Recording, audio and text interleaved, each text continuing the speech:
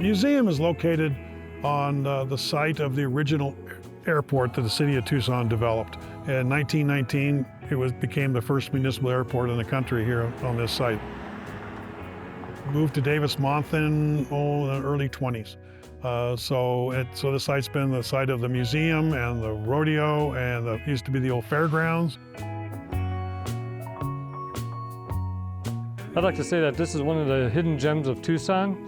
Most of the people look at the Tucson Rodeo grounds as just the rodeo grounds, and our buildings as storage facilities. And they really are storage facilities for wagons and a lot of other history of Tucson here. We have 4 buildings within the confines of the museum right here, which holds different wagons and buggies and displays, basically of Western culture, Western life of Tucson, Southern Arizona, and the world, really. There's stuff from all over the world here.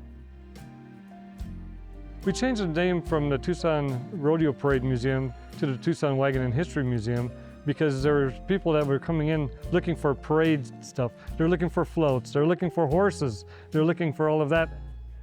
Even though we're under the umbrella of the Tucson Rodeo Parade Committee, we dropped that name and just called it the Tucson Wagon and History Museum because that's what people just started calling us. This is one of the bigger barns. When this building was constructed like 1964, 65, so they used to call it the Big New Barn. So we now call it the Roscoe Christopher Barn, which we honored an individual on the committee. This houses some of the bigger equipment, the industrial equipment, the stagecoaches, the freight wagons, the farm wagons, and such, in this barn.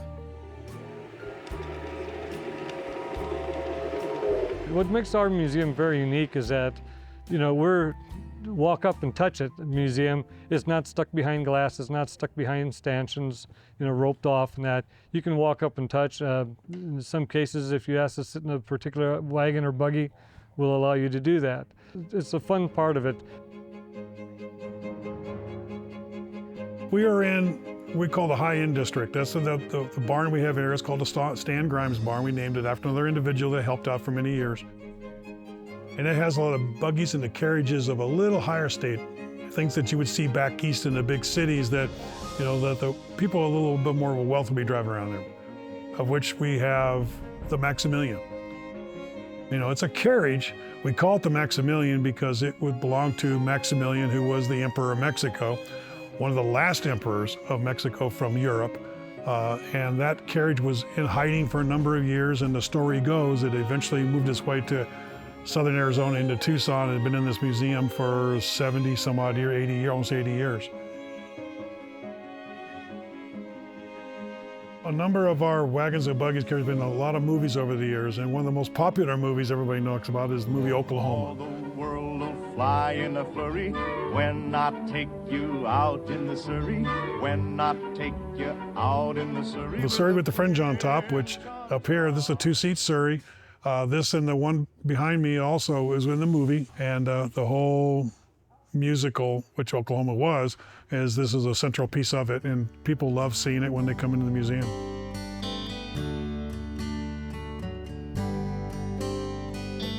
We've got people that worked at the El Conquistador Hotel. We've got the exhibit, the original El Conquistador on Broadway, stopping in. We had one that was a worker. She was a worker there and shared a lot of tears about when they tore it down. The El Conquistador Hotel opened in 1928 and was in operation until the 1960s, where it was demolished.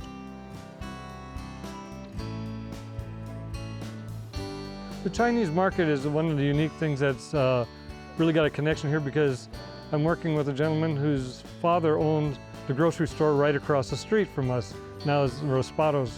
And I'm working with him as far as trying to get it as historically accurate as possible. And it really relates to, this part of town. One of the things he mentioned is that you want to get rid of the candy by the cash register. That was common for the Chinese markets. Down here, it was saladitos.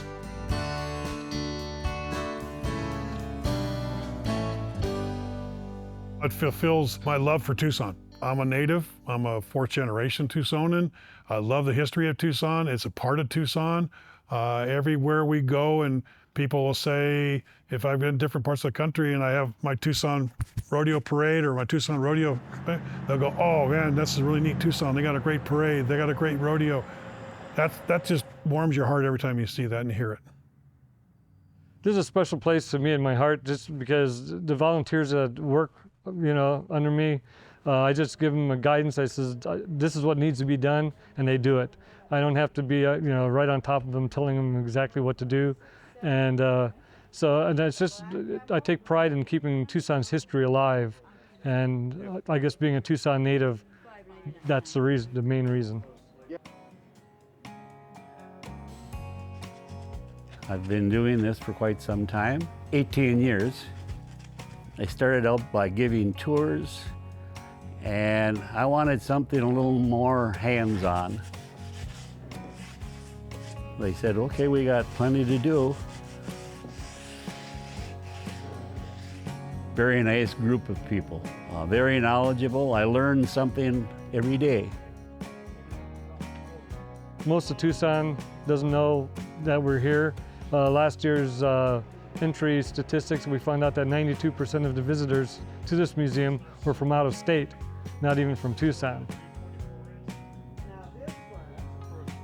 I'm Dennis Eichenlaub, and I'm retired, and we wanted to get away from Baltimore for the winter, so we came to Tucson. We've been here once before, and we had a great time.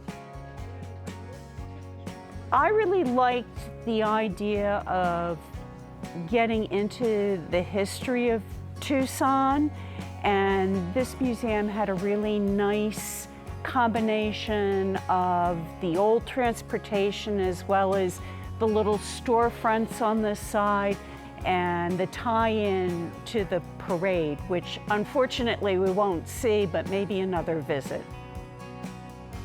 We've got people that will walk in that live just 2 or 3 blocks away, actually, that come walking in saying, we've always seen these buildings here and we see the sign, but I thought I'd just come in and see what it's all about. It's like any of us, we never paid that much attention to what's in our front yard or backyard.